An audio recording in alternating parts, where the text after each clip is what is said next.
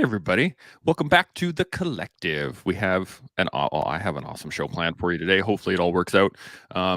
But Kate, thanks for joining us. Thanks for coming back on. I know you just got back home a little while ago. Yeah, I was in Las Vegas for a little a little R&R vacay. Well, nice. What took you down there? Just a little bit of fun? Yeah, literally just vacation. So I kind of looked at what was on sale at the time. It was kind of a toss-up between Mexico and Las Vegas. Kind of wish I did Mexico instead. Right. But How long were you there? That's the key to Vegas. How long? 5 days. Too long. Too long. Well, it wasn't too long. No? But it's so like the food is so expensive down there. Yeah. Right. So did you have the volcano nachos? I didn't. No. I tried to mostly eat pretty good. Did you? Was there if I would have known you're going to go down to Vegas, I would have made my recommendation on Mexican. There's okay. Yeah, I'm sure there's some really good stuff down there. No doubt. I'm sure I'll probably be back down there in the future. Did you have a notable one? What's that? Was there a notable standout meal that you had? No, honestly, like we just had kind of whatever was quick and easy. Oh, right. Yeah.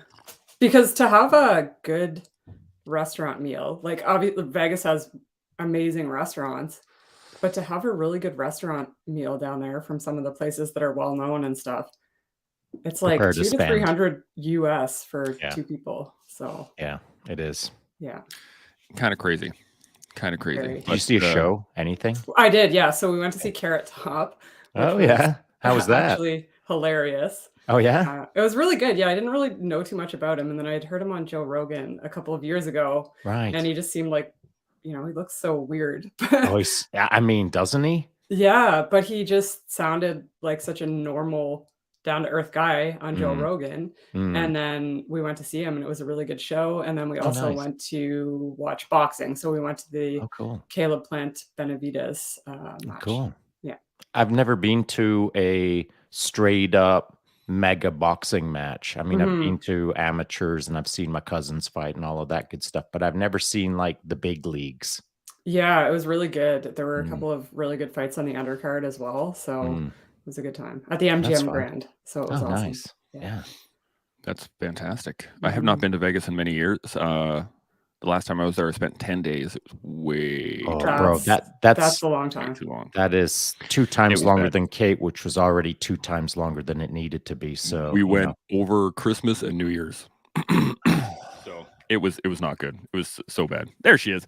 Sayeh, how's it going? Hi. Sorry, technical difficulties. Clearly, I don't know how to work things. All good. Welcome to the jungle. Well, this is it. So I do have one quick point before we go anywhere. I just want to make sure that everybody remembers to subscribe, and hit the notification bell so that you can get that little email saying that we are live. But the actual thing that I wanted to show off was this. So that yesterday we were talking about, I'm going to put it big, with your family at the table. Yeah. Yeah. We were talking about using these cards, and I wanted to go through a couple of these just because I think it's they have different kinds. So this one is Our Moments Kids. There's Our Moments Dates. There's Our Moments Family. There's Our Moments whatever, right? Like you can just use. Let's not get weird. There's lots of different kinds, but some of them, I just wanted to read off a couple of them because I think they're great questions. Did you cherry pick them, or are you going to go random? No, I just random would be good. Random's way more fun. Yeah. Okay. So cool. Right off the bat, if you had to choose only 3 words to describe me, what would you say? Tall. Tall. There you go. Oh, does that? Oh, I wasn't supposed to say anything. What are the most important things your parents have taught you? If you could change one thing about your parents, what would it be? What's the best thing about our family?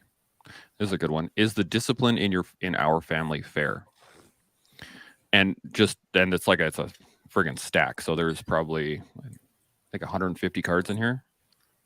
And so you just plow through them if you want to, or talk through them, it's such a great thing. Amber, my wife, found them online and was like, hey, I want to try these. I was like, let's do it. And they've helped a lot of conversations, a lot of deep thought from 4 or 5-year-old kids that had never. Who thought deeper, you or them? Both. That was the key. So I just wanted to show those off because they're great, and you get them on Amazon. I thought we were going to play a fun game there first. We can. We I can. want to Hey, be you know part what? of the game. Yeah, I Alright. thought, I thought that I was want for to this think episode. deeply. Okay, here, I'm just gonna grab one from the middle. Random, David. From the middle, Random. right here. I'm not looking. Okay. Here we Sayeh has to go first. I see her Oh. getting all like I warmed know, up I was over like, there. oh God. Talk What about do you putting- think makes a happy family? Ooh. Sayeh, you're up. Honesty? Oh, I would look say at you. honesty. Yeah. That's a good one. Nice. Yeah, because I know a lot of family members don't tell everything all the time. Like you hide it until, sometimes it explodes at a awkward situation. Big family gathering, drinking, then it comes out. As all the good times do, right? Right when everyone's drinking at home. Oh, you know the Irish. I wasn't gonna say it, Sean, but hey. Kate, what do you think? What do you think makes a happy family? This is a tough one.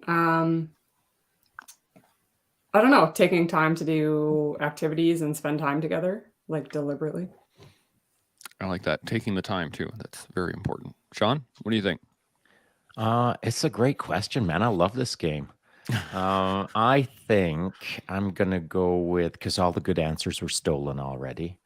I will go with the understanding that each member of the family is pursuing their idealized awesomeness, whatever that means. So if I know that everyone in the family, myself included, is doing the thing that they want to be really cool with or have fun with or be awesome at, as long as everyone is in the game, then I'm happy with all of us being in the game. I like that a lot. I was gonna say engagement is that the things that really make the times that our family has been together and really happy is when we're all engaged in something. Mhm. So like maybe we're all watching a movie on the couch, but we're all engaged in it and it's just an enjoyable time, or we're all out for a walk, or we're all out traveling or whatever. Like I think that I guess having all the buy-in would be the one for me. Which gets trickier as they get older. So now with 18 and 19-year-old boys, like that's why I'm hedging my answer the way I have, because, back when they were that age, like your boys, like, yeah, I just hope the popcorn's good. That's enough. You know Yeah. what I mean? But as they get older, you'll find that the complexity of life is more challenging. As it is with everything, right? The farther you get into anything, the complexity increases. So you guys want to do another one? I got a whole Get deck. into this game. Bring it. Let's do it. Actually, sorry, I've already probably derailed us by getting all enthusiastic. But did you have Well done. topics, buddy? Because I mean, this is a fun little thing to do with the ladies, but can we all use our time more wisely, or I don't know? How do we make the internet better with the two ladies? Well, I'll tell you what, we'll do one more and then we'll jump into a topic. Okay. So I'm going to grab another random one from the center of the deck. Make sure everybody can see that I'm just grabbing David something random. Copperfield, watch his fingers. Right? Don't let him distract you. Here we go. Everybody look at my saddle. Ooh. No, there we go. So what do we got here? Ooh, if you planned our next family vacation, where would we go and what would we do? I'm going to put Sean on the fire. Well, this is kind of like cheating because I've been working on this problem almost all year so far. Because in October, apparently, I turned 60 and my wife is just on my case for us to go somewhere for my 60th. And she keeps saying, which country are we going to? Which country are we going to? Which country are we going to? And I still don't have a legit answer because I've run through, several countries that are really fascinating to me, and my mood kind of sort of orients us towards this country or that country. And I've been to a lot of countries already. So I don't know, man. What I'm looking for, honestly, is to go somewhere where I can absorb culture and history and people watch and become better, but in a casual, oblique, warm Sicilian sun angle that feels good on my left cheek, whatever that means. And it's not that I want to go to Sicily. I just want a certain vibe. I want a certain feeling. I want a certain outcome that I don't even know where that country is yet. But I have something. I have a vibe in mind. So that's as far as I can go on that answer. My first thought is Casablanca. Ah, look at you go. Bang. Maybe I could wear a white hat and go down some Yeah. stairs. I'm definitely picturing Shaun like on a rooftop with a white hat. That's right. Yeah. In all the gin joints and all the time. Anyway, Kate, what do you think? Where'd you go? If you had I mean, plans- is you this just got back like from one, but do we have is this like in an ideal scenario where we have Yeah. unlimited Yeah. Yeah, it's not finances? Vegas. No, I don't gamble, so Vegas I mean Vegas is fun, but one of my bucket list trips is scuba diving in the Galapagos Islands. oh, that'd be sweet. Yeah. That would be Pricey, awesome. very pricey. Colors would you be know, on amazing. that note, so when I've been down that way several times, and at one point I was considering hopping offshore to go to the Galapagos because it would be about as cheap as I could make it while I was in country. And I thought, oh man, the flight there, the flight back, it seems kind of expensive. Maybe I'll do that some other time. But you know what? When I was there, it was cheap as borscht to go and do that compared to what it is now. And so I regret not going when I thought I should probably go, but can I afford it? Of course I could have afforded it easily, but somehow in my little brain, I couldn't assign the correct cost valuation to be able to go do it. Now I regret not doing it. So if you've got it in your head, go do it. Find a way. Oh yeah, Don't be me. No, but it's about 10 grand for one of the liveaboard scuba diving boats there for about 7 days. So it's Oh yeah. definitely pricey. Sounds yeah. like money well spent. Yeah, it will be. Yeah. Sayeh, what do you think? Where would you go on vacation? So Persian New Year just passed. So I would want to be somewhere closer. So I would say Turkey, because that's the only thing that would be somewhat closer to my culture. Mm-hmm. Where in Turkey? No, we lost your Oh, audio. you're muted. Oh, there we go. Yeah, You're no, back. You're back. Can you hear me okay? Yep. Yeah, I would love to just go to Turkey because it's the closest country I can go to. I can't go to Iran, so it would be Turkey. Yeah. That'd be cool. Like just maybe like see all the balloons, get that experience. Like that'd be cool. just all the photos. It's just so cool. I recently That watched is an iconic photo of the hot air balloons, of course. Right. Yeah. Oh yeah. I recently watched a documentary. I don't know how accurate it is, but there's giant ruins in Turkey somewhere. I can't remember what they're called, but that are supposedly built by giants, and they're massive monolith pieces that have been put up together. And I was like, that'd be freaking cool to go see. But yeah, as for a vacation, I think the boys really want to go back to the beach. That's the big place. So anywhere that has a beach for them. That's not a country. No, it's not. But that's for them. It is a country. Whenever I say, "Hey, where do you want to go on vacation?" They're like, "The beach." I was like, "Which beach?" They're like, "The beach." Make it happen. So, dude, you should save some money so you don't have to travel. You could just pour like a half ton of sand on your front lawn and say, "Boys, there's the beach. There go it is, visit the right? country in our front yard." I guess I always just take it for granted because I've always lived in Halifax or Victoria. I guess I lived in Toronto for a bit, but you can still get to a beach fairly easily. But yeah, usually I'm on a coast and I'm like, okay, the beach is just down the street. Yeah, we don't have it here. Last time we went to the beach was Vancouver when we went for Pegasus Jump last year. The boys and my wife went to the beach in Vancouver with her brother.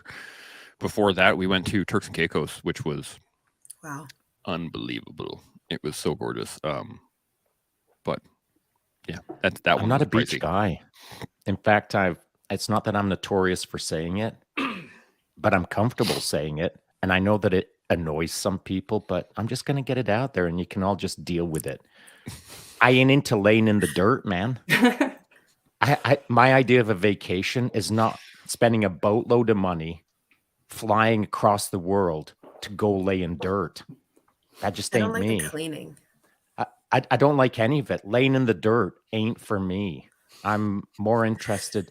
So that's why I explained the country that I would go to. I don't even know what it is because it's not that I've been to so many countries and done so many things. It's just that nowadays I don't have to categorize it as a singular, I got to go see those ruins. I've seen lots of ruins.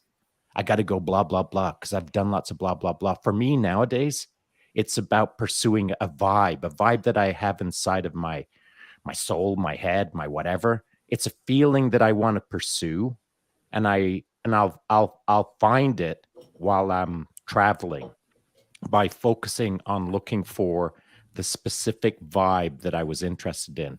So there's probably 30 countries that I could go to get the vibe that I want to get. Then it's just for me to, refine my top 3 and then go nail it. And by nail it, I don't mean like perfectly execute the low oblique Sicilian sunshine on my left neck. It's about pursuing a vibe that will be somewhere in that region of a feeling, but it's the feelings it's the experiences that I want, not the touching the ruin anymore, if that makes sense. Yeah, that makes sense. I have not done a lot of traveling in my life, so I still want to go to those places, the things. I want to see the stuff like Juno Beach or Dieppe or, things like that. Or my wife really wanted to go to Stonehenge one day, and I was like, ooh, that'd be cool. But I also realized that a lot of times the magic of those places gets ruined by all of the tourists going to see it. And then it's just like, hey, look, a bunch of stones in the ground. Cool. All right, let's move on. Time to go. That's why I chase the vibe, because I'm well over 40 countries now. And the idea being that standing at Stonehenge, you're not even there if you're just looking at all the tourists. Again, you could be laying in a patch of dirt in your front yard. It's the same. When I go to those places, I stand, make all of the visitors disappear, and I feel the vibe. I stand and feel it. I don't stand and look at it. I feel it. And it removes all of the white noise of all of the, the kid in front of me dropping his ice cream cone on his foot and crying. Like, I can make that kid disappear in my mind because I'm vibing. You know what I mean? I'm well over. Well, I'm not well over. I'm over 3 countries, so I got a ways to go before I get to that level. Well, don't skip over that like it's inconsequential, because you do, and you should be pursuing. It is important. The greatest education you can get is to go and visit other histories and cultures and peoples. And so when I was in Ottawa on the weekend, hanging out with my old school buddies, a guy called Shaun Bannis, who was the first civilian when I jumped out of the teams that I thought, this dude's cool. I might let him hang out with me. Only teasing, buddy, if you're going to listen to this.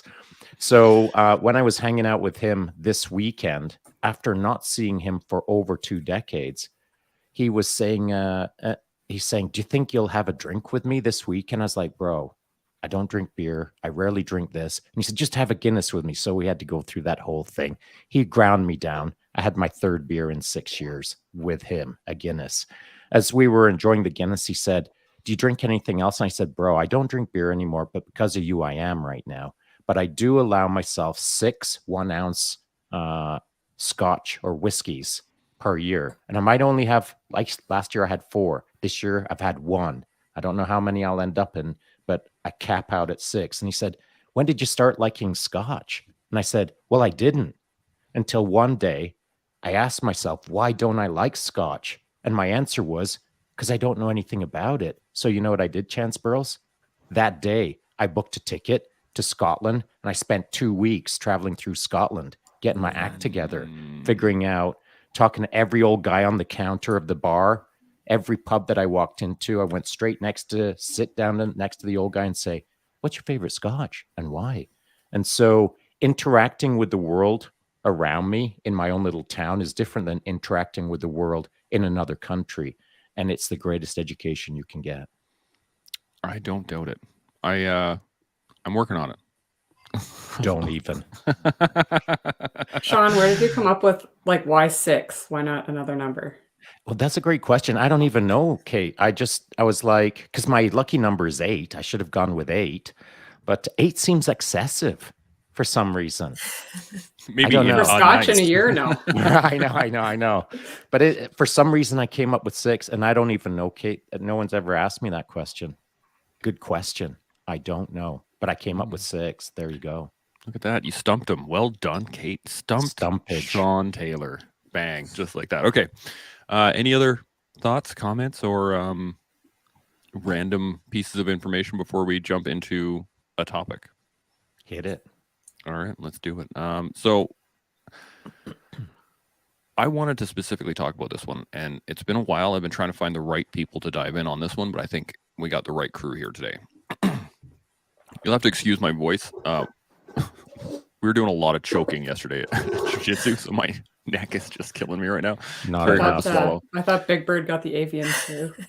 Well, I might have picked something up from my son who's been roughing it with strep, but Oh yeah. this is Enjoy. it's too acute to like. I spent all night getting choked last night with my gi, getting like Good. all kinds of stuff. So I'm pretty sure that's what's happening. There's a lot of inflammation. Anyway, here's the topic: how to do something hard, possibly detrimental, and highly dangerous. And the reason I want to talk about this is because we have some experience on the panel here about this, but specifically I wanted to ask not only how do we do it for ourselves, but how do we convince other people to also do something hard, possibly detrimental, and highly dangerous, like join the police force or the military or jump out of planes or go rock climbing or et cetera, scuba diving, whatever. But I think this is it's an important topic because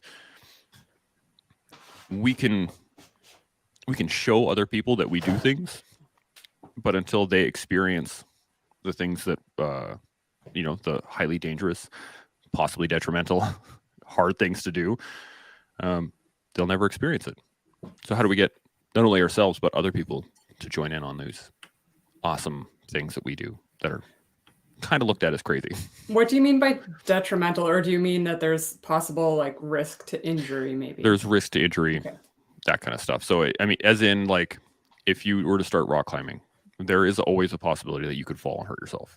Mhm. There's always a possibility you could strain a muscle or rip a bicep, or even with weightlifting or Olympic lifting or powerlifting or whatever. Like there's a level of risk.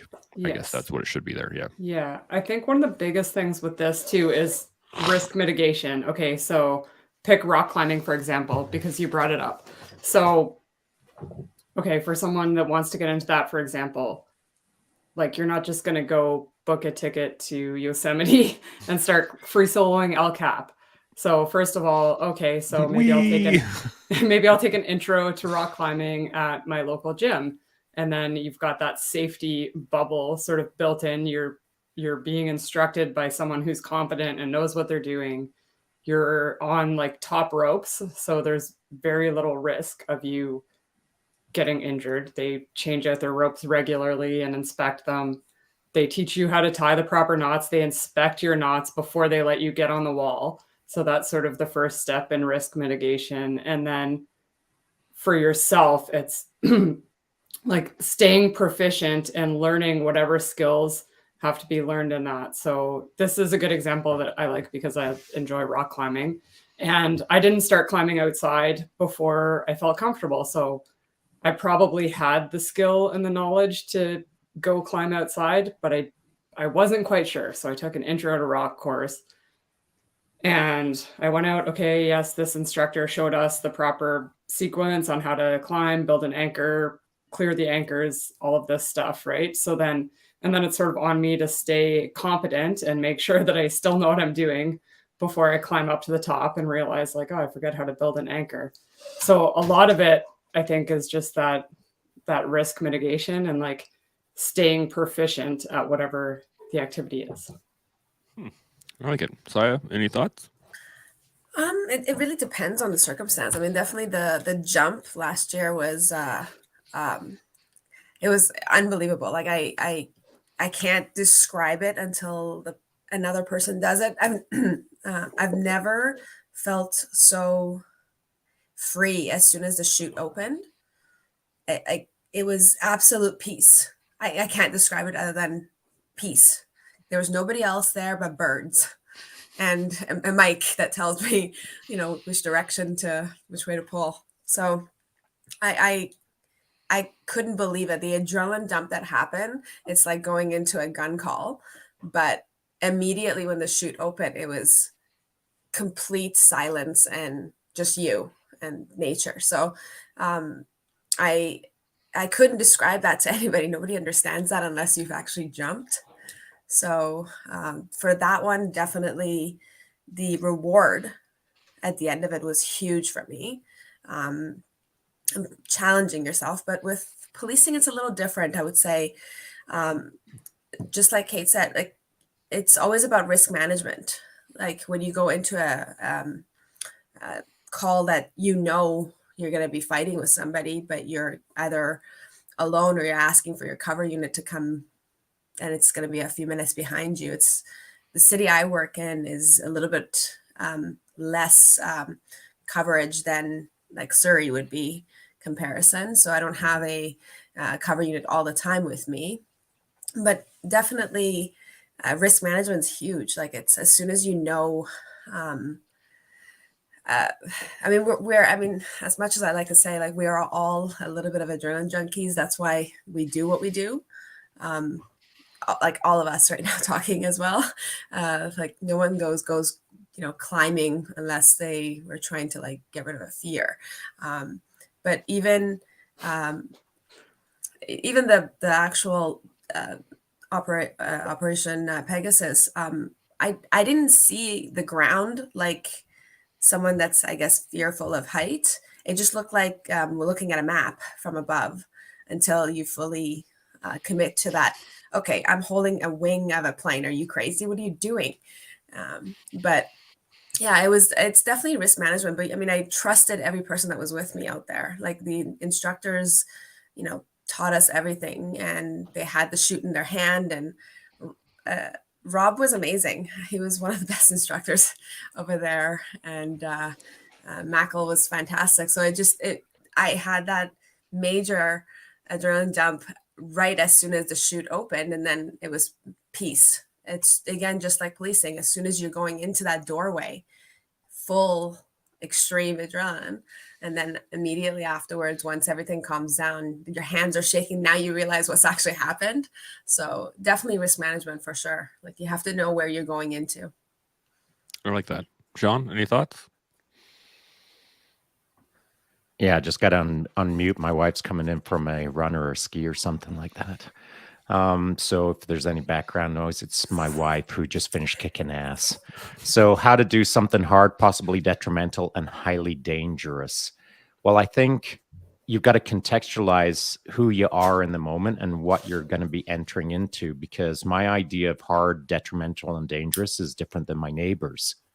But at the end of the day, it's hard, detrimental, and dangerous to him. It's hard, detrimental, dangerous to me at different levels. So I'll be facing something way more bizarre than he's going to face. But if we equalize the level of hard, detrimental, and dangerous, where I have the advantage, even if we're on the leveled up to some degree, is I've just got so much experience doing it.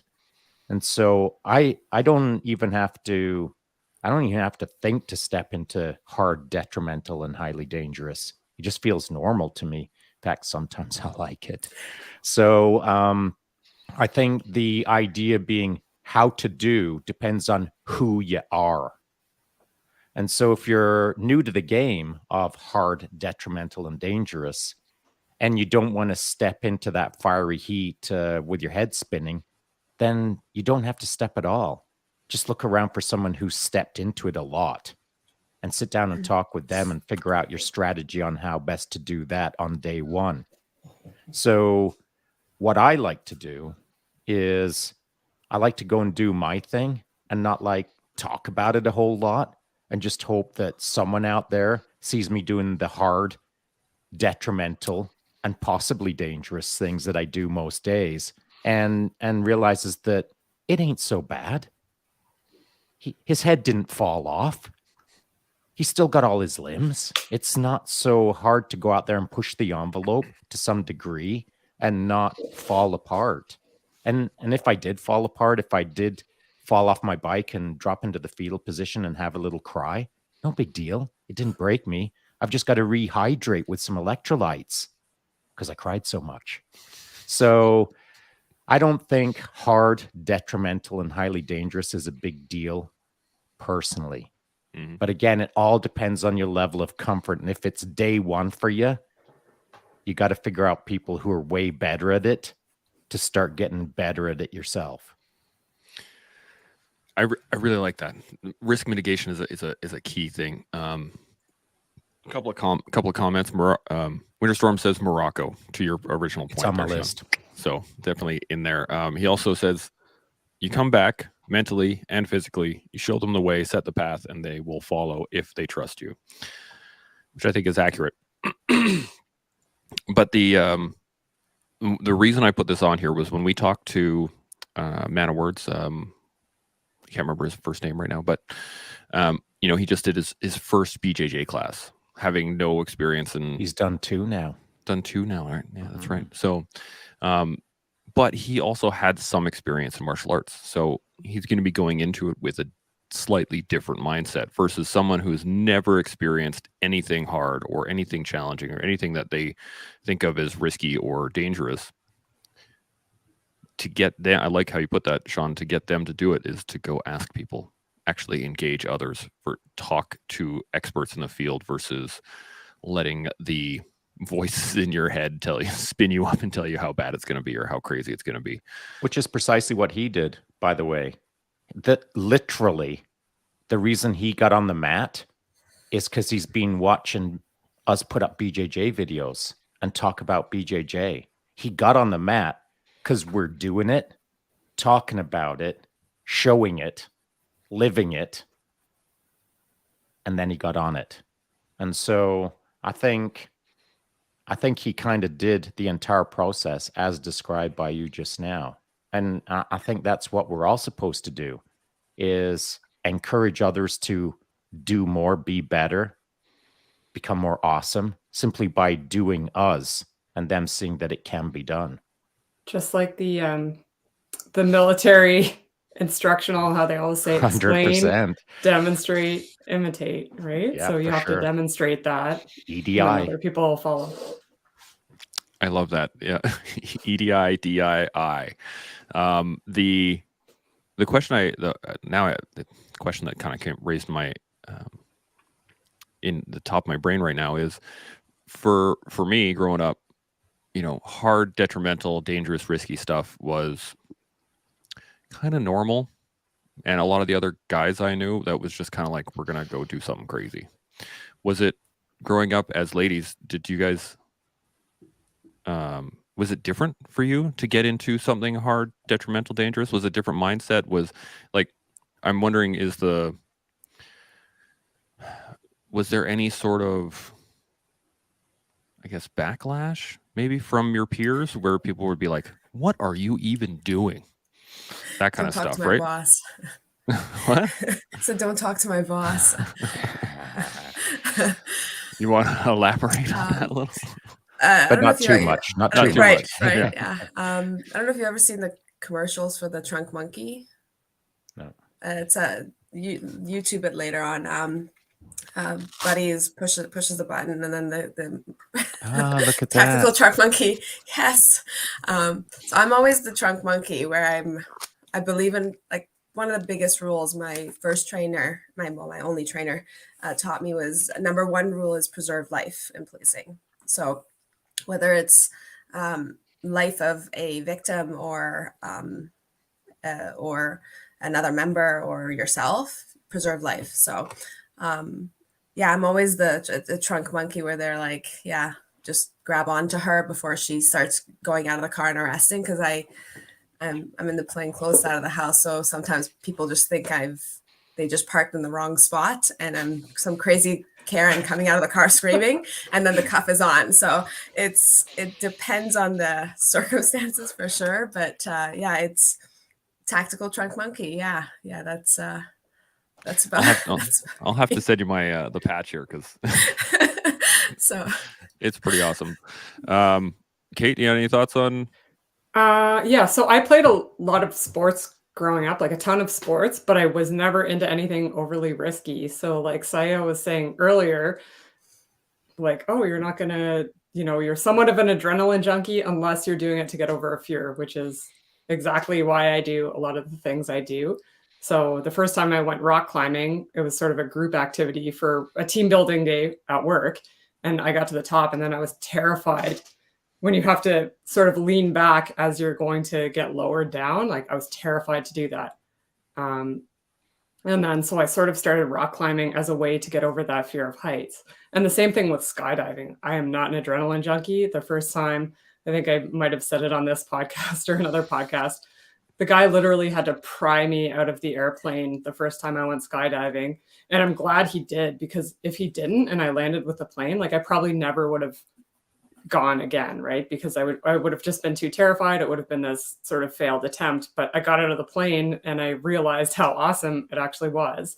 And then the next step was like, okay, well, can I do this again without the sort of panic before I get out of the plane?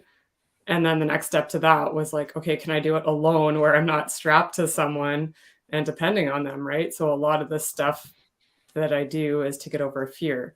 And then yeah, like my parents weren't really adventurous, risk-taking people. So even right now, like, my mom does not, she knows that I have gone skydiving, but she thinks that it's just like a one-time thing. She doesn't realize that it's a hobby for me now. Just hucking yourself out of planes regularly. Yeah. You think it's a different mentality, female to male? Do you think that ladies have maybe a barrier to entry mentally in going into something hard, dangerous, detrimental? Or do you think it's like a cultural thing? I don't think, I mean, I've never perceived that I had, so I don't know if other people feel like they have barriers. I don't know if those are real barriers or if they're sort of self-imposed in their head. But especially going up to Campbell River Skydive, I mean, like, 60% of their staff are these like badass women, and you look over at the packing tent and it's all these like young women who are all like ripped and jacked, like packing parachutes all day.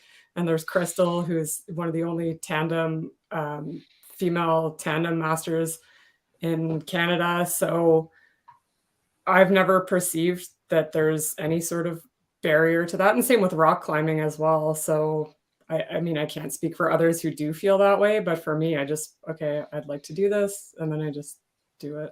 So I like that. Sayeh, what do you think?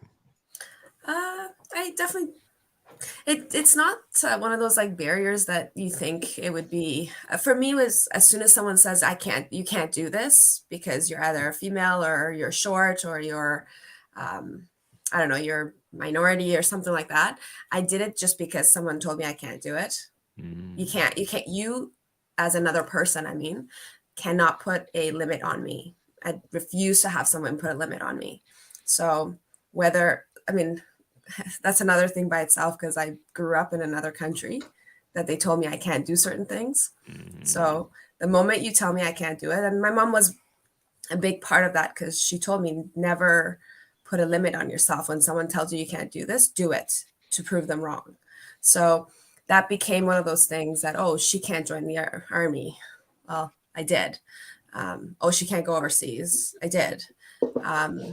You can't get into the RCMP because you can't pass this test.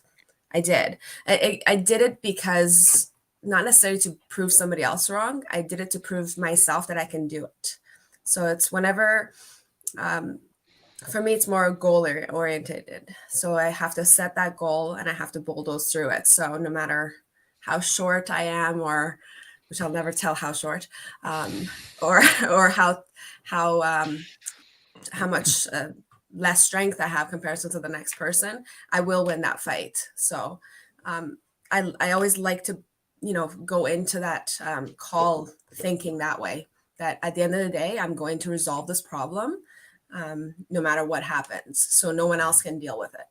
So that's how I deal with my goals. Yeah. No, it makes sense. Shaun, you got any thoughts on anything we're going over?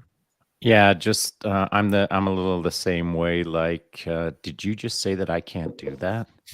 Get out of the way. I've been like that all my life. I actually appreciate when someone tells me that that's impossible or whatever, because then it's like freaking game on. You just threw down a gauntlet and I just picked it up, put it on my fist, and throat punched you with it. That's the way I feel about I can't do what. So a lot of my life has been run by being challenged by society, by being challenged by the guy or girl in front of me, by being challenged by an institution or whatever. If you tell me I can't do it, you just said the magic words, in my opinion. It's funny. I was giving a talk to some students at a school, and they had asked, is there something that if we're going to have vets working for us, we're going to hire veterans from the military, what's some tips you can give us? And I was like, tell them they can't do something. Almost every single one of them would be like, excuse me? All right, I'm going to show you here in a second. Yeah, that's a great mentality. I love that. So we got a question from Winterstorm for the group. What was the last hard thing you had to lead someone through, and what was the end result? I'm gonna put Sayeh on the fire. What do you got? I guess I'll go towards policing side of the house.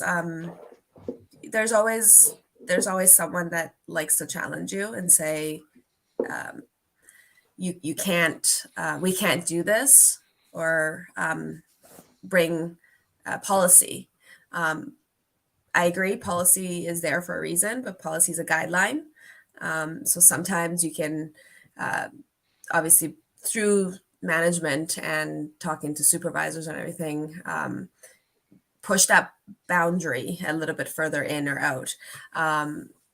So a good example would be if I have someone.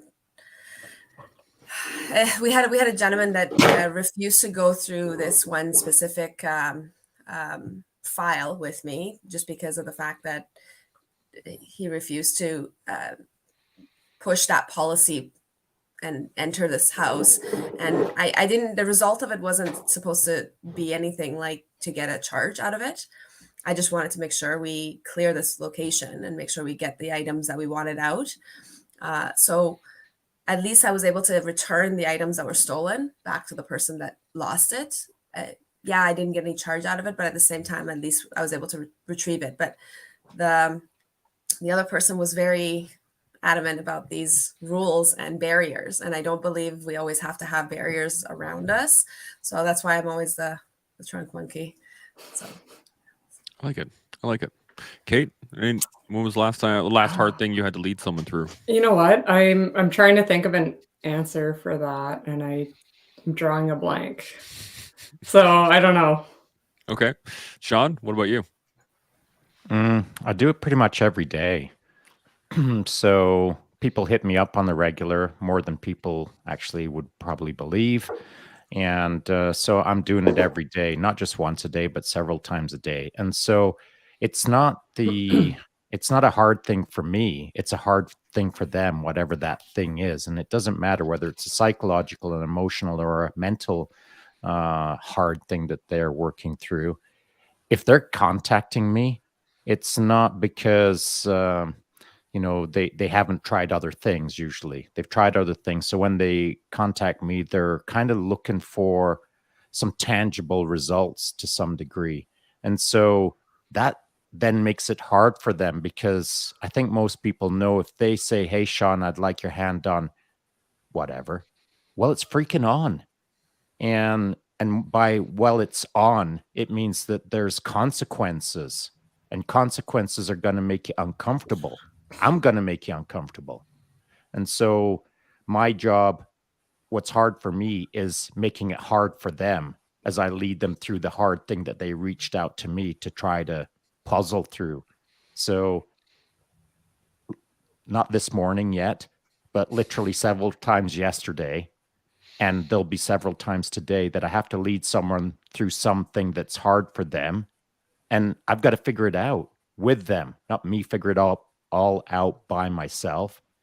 But the hard thing is collaborating with the person who, when they reached out to me, thought that there was no answer. it's tough. But there's always an answer. There's always a way. We will find a way. Ever heard that before, Chance? Once or twice. I believe it's a maybe. motto. I believe it's a motto too of something. Yeah, I Hmm. think it is. Hmm. So it's my job or our job, whoever's reaching out to me, to figure out the hard thing that I'm going to lead them through together with them. That's a great point. The last hard thing I had to lead someone through, I had a former member reach out to me who was struggling, going through a really rough time, and didn't want to do all the things that he needed to do in order to do it. And eventually it led him through to a point that he stopped drinking and went to a inpatient center, got himself sorted out, and is now out of the military, working through therapy, and actually he's in a good spot right now. But that took, I'd say, a couple of months of back and forth, just trying to get them, and lots of 2:00 in the morning phone calls of how how hard his life was, and lots of things like that. But eventually, there is a way, and I think that's the key point, is that there always is a way. We got a follow-up question that we'll do real quick, and then we'll have to shut her down because Sean's got to run. He's going on a drive. So the follow-up question for the ladies: as a father of 2 young girls, I try to lead them through hard things, but only know how to do it as a man and not a girl. What can I do to lead them through hard things that is specific to them as girls? What do you wish someone had said to you when you were young? Kate, I'm going to throw you on the fire. I mean, for this, and in my opinion, for me, like, I guess it doesn't matter. Just a second. I gotta grab my dog. Fern, come here. So for me, I mean, I grew up playing sports, like, with like, I was the only girl on the hockey team for a while, and all my coaches were men. And, throughout my military career, a lot of the leaders were men. So for me, it didn't make a difference if it was like a man leading me through a hard thing. So, and what do I wish someone had said to me when I was younger? I rarely, and I don't even really think that I had any moments where someone said that I can't do something. So I think my parents were always supportive of all of my crazy ideas. So I don't really have that. Obviously, if someone told me I can't do something, I'm going to try to prove them wrong, but I haven't had that happen frequently. And I haven't, I guess, to me, it just, I don't know, leading is leading, and it doesn't matter if it's a man or a woman, in my opinion. It might be different for others, obviously, but. I like that. Sayeh? It's more or less going back to that last podcast I was with you guys, being comfortable when you're most uncomfortable. Mm-hmm.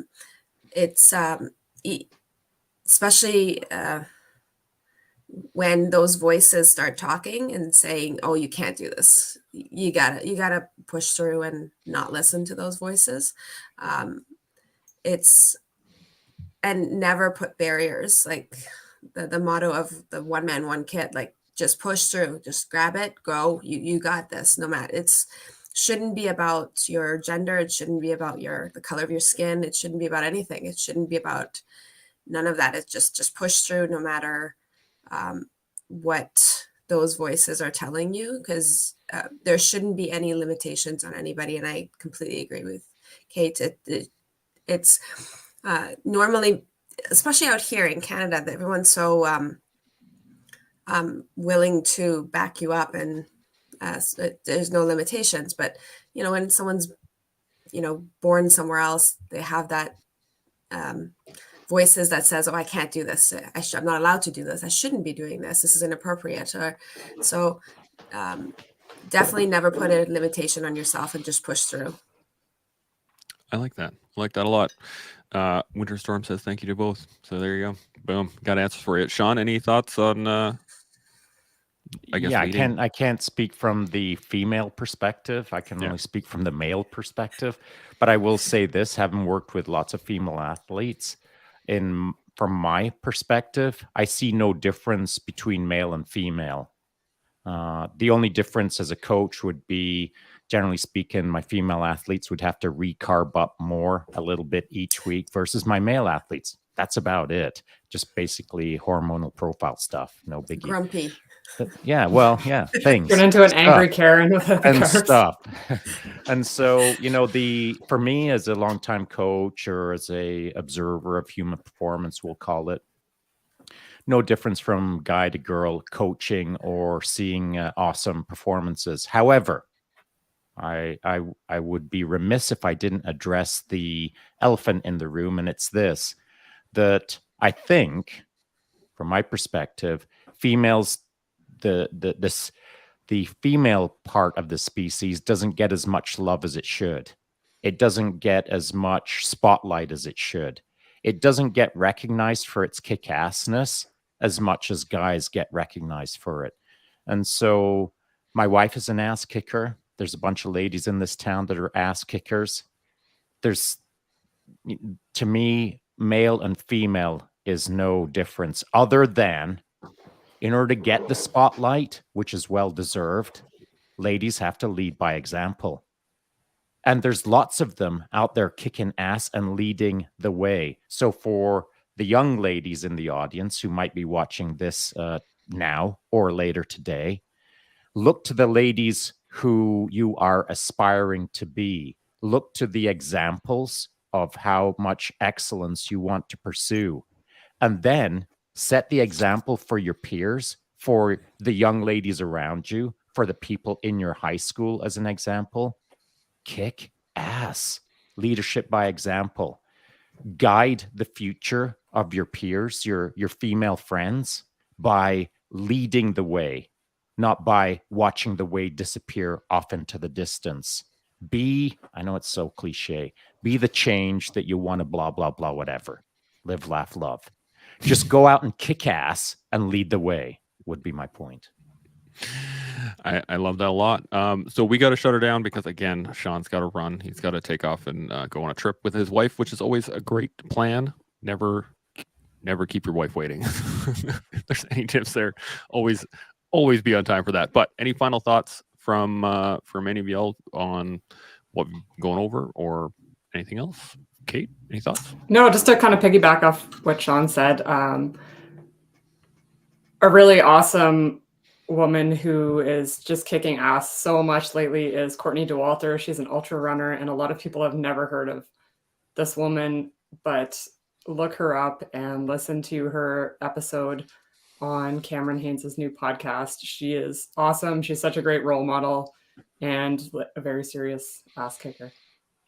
I will look her up and we'll see if we can get her on the collective. Maybe get a whole little panel going on again. Sayeh, any final thoughts? No, just never put limits on yourself. I like that. I like that a lot. Shaun, final thoughts?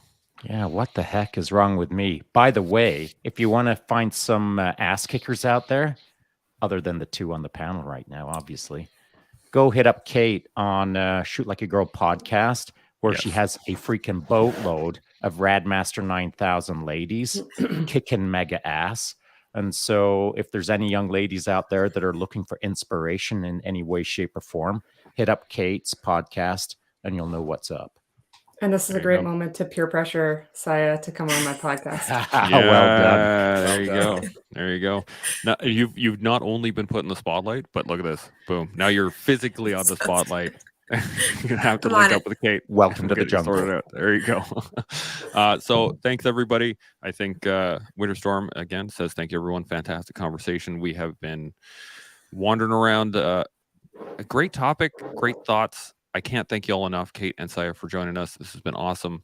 Hopefully we'll get you on once again. I'm going to get a larger panel as well, see if we can get 6 or 7 ladies and go for longer. So with that, we'll see y'all tomorrow as we learn, build, and grow here on The Collective.